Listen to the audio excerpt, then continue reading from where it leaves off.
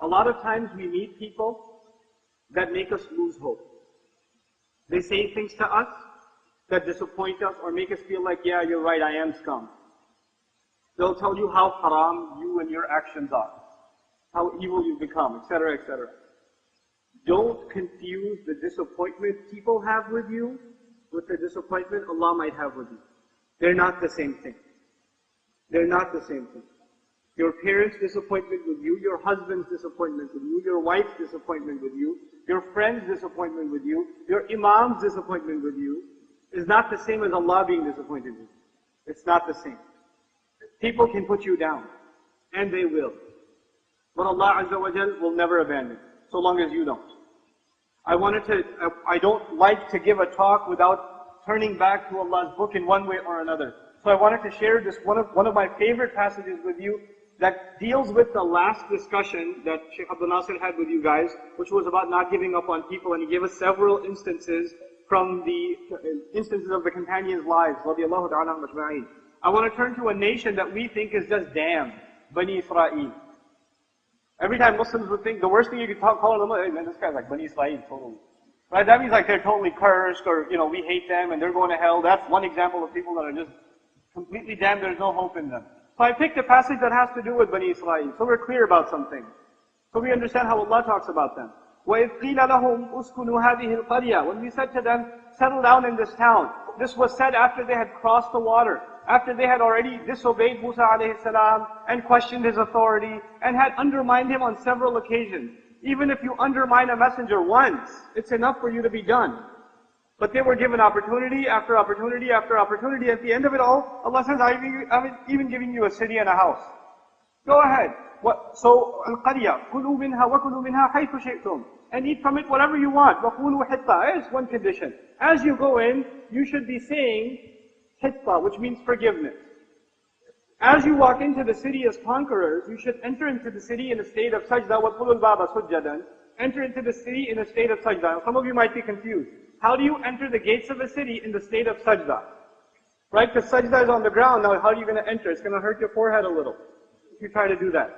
Well, understand, those of you that play like games like Assassin's Creed or one of those like 16th century, 14th century video games, they draw a map of these ancient cities for you with gigantic gates.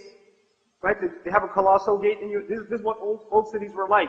They were gated all around, and they had this one massive gate you go through. And the conquerors are riding into that gate, through that gate on their horses. And their heads are on the necks of these horses in sajda. A conqueror walks in like this.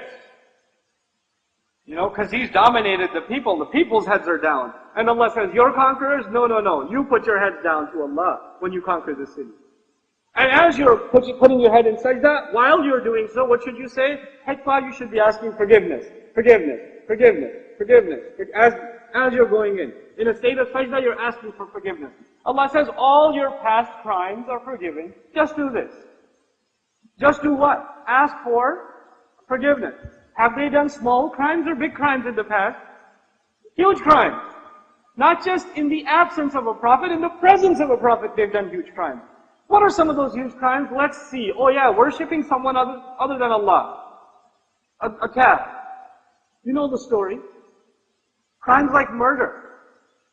Crimes like disregarding gifts of Allah, saying this ain't enough. Where's the rest of the menu?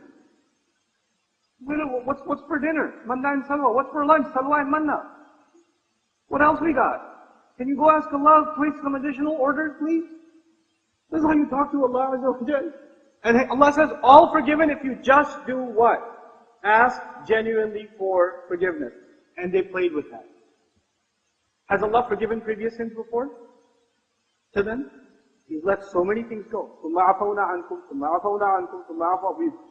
Then we pardon you, then we pardon you, then we pardon you. But when they played around with forgiveness, Allah says, نَغْفِرْ لَكُمْ خَطِيئَاتِكُمْ You just ask for forgiveness, we will cover your extended list of sins. وَسَنَزِيدُ الْمُحْسِنِينَ And we will increase those who have ihsan. Now you guys know, there's Islam and then what? Iman and then what? Ihsan. Allah is talking to people that have a long list of sins, and He's saying, just if you ask for forgiveness, there is no end to how awesome you can become. You can even become from the muhsinin. You never know what someone can achieve, even if their track record is bad. Allah cleans the slate only because they asked for forgiveness. But what did they do? فَبَدَّلَ الَّذِينَ ظَلَمُوا مِنْهُمْ قَوْلًا غَيْرَ الَّذِي قِيلَ لَهُمْ. They replaced the word that was given to them. The word was, the instruction was forgiveness. They replaced forgiveness with mockery. They made a mockery out of forgiveness. That's one thing Allah won't forgive. Allah gave you one thing that can get rid of all your crimes, and you make fun of that one thing, which is what? Asking for forgiveness.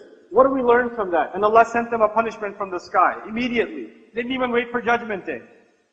He didn't even, for the rest of Bani Israel, Allah told them, إِلَىٰ أَجَلٍ مُسَمًّى, until a given time. But for this group that played around with Allah's offering of forgiveness, the ones that played with that, Allah sent them the punishment immediately, بِمَا كَانُوا يَفْسُقُونَ, because of the corruption that they used to be engaged in. What do we learn from that? Don't make fun of the power of forgiveness.